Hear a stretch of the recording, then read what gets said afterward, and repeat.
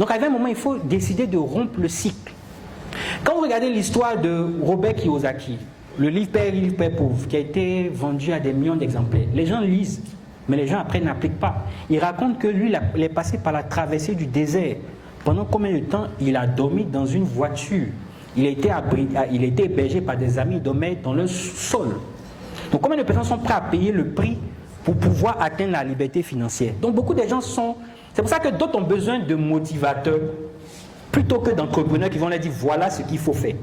Parce que si c'est la motivation, tu veux qu'on te donne de l'espoir, ça va aller. Sois sûr, je te promets, un jour ta vie va changer. Tu vas arriver, regarde telle personne, voilà comment il a commencé. Regarde comment il a commencé avec une bûchette d'allumettes. Aujourd'hui, il a son usine. Regarde telle fille, elle a commencé à vendre pagne. Aujourd'hui, ses pagnes sont vendues dans le monde. Ça, c'est de la motivation. Maintenant, pour aider un bonhomme comme ça, c'est lui faire comprendre que, à un certain moment, il faut décider. Tu as besoin de combien dans ta vie pour être confortable? Il va dire, soit j'ai besoin de 300 000. 300 000 divisé par 30, ça fait combien? Ça fait 10 000 francs. Donc chaque jour que Dieu fait, je dois gagner 10 000. L'échelle devient petite en fait. C'est facile de gagner 10 000 par jour. Si tu veux, tu mendies, ou si tu veux, tu échanges un service contre 10 000 francs. Moi, une fois, il y a une dame qui a participé à une de mes conférences, sa soeur traversait les difficultés, elle avait besoin d'argent et tout et tout. Je lui ai dit, ok, tiens, donne-lui ça. Elle a pris ça pour régler ses problèmes. Mais je savais quand je donnais qu'elle allait prendre ça pour régler ses problèmes. Pourtant, avec la somme que j'avais donnée, elle pouvait acheter des mangues, revendre ou faire des choses. Et à un moment, ça allait devenir quelque chose où tu n'as plus besoin que quelqu'un te donne l'argent. Mais quelqu'un comme ça, lorsqu'elle va acheter un capital, tout à l'heure on va parler des différents types de revenus, elle va vendre. Quand l'argent va commencer à prendre, elle doit payer l'aide pour son enfant. Elle doit payer couche pour son enfant. C'est pour ça qu'arrivé un moment, je dis souvent que le meilleur moment pour entreprendre, c'est la jeunesse. Il y a des avantages. Quand tu es sous couvert. Si moi j'avais entrepris quand j'avais 18 ans, mais je serais déjà milliardaire. J'avais pas de problème. Alors que moi aujourd'hui, là, pas moi mes charges mensuelles, mes entreprises, tout ça, pas moi, je ne dois jamais gagner moins de 2 millions, 5, 3 millions. Donc je veux dire, déjà, c'est une barre qui est déjà haute. Imagine si j'avais commencé à chercher l'argent à 16 ans. Je serais plus à l'aise.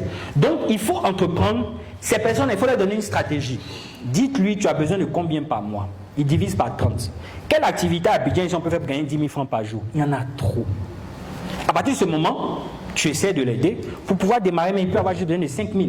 Donc quand tu lui donnes les 5 000, tu lui dis les 5 000 que je vais te donner, là, voilà ce que je te demande de prendre pour faire. Dans un premier temps, tu vas chercher à générer ce qu'on appelle des revenus de portefeuille.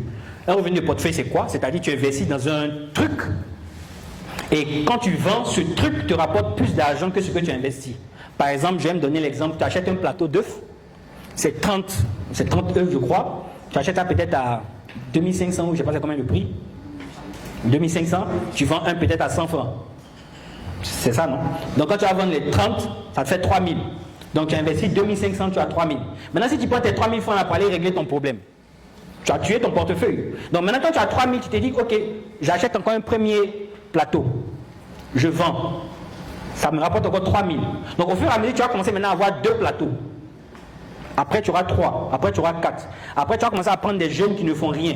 Pour dire, bon, par jour, je te donne ça, va, tu vends ça, tu as tel montant. Et tu vas commencer à bâtir ta petite activité autour de la vente d'œufs. Pour faire augmenter ton revenu portefeuille. À un moment, tu vas dire que œufs, la marge est petite. Attends, je vais peut-être faire les fruits. Ou je vais peut-être faire telle chose, mais je vais aller acheter balles de friperie. Moi, j'ai vendu balles de friperie au départ. Moi, il fut un temps où je vendais Tampico. On vendait le paquet de Tampico à 600. On vendait à 100 francs, 100 francs. Donc, quand je vends un paquet, j'ai 200 francs de bénéfice. Mais si toi-même, dans ton paquet de Tampico, tu as soif, tu prends, tu bois un. Bon, à un moment, il faut savoir, est-ce que tu veux que ta vie change ou est-ce que tu ne veux pas que ta vie change? Donc, il y a des prix que nous, on a payés. Les gens, quand ils te voient aujourd'hui, ils se disent que, voilà, j'ai besoin d'argent pour entreprendre, j'ai besoin d'argent. Tu penses que nous, les gens nous ont donné l'argent quand on avait besoin d'argent pour entreprendre? Non. Souvent, on s'est dépouillé.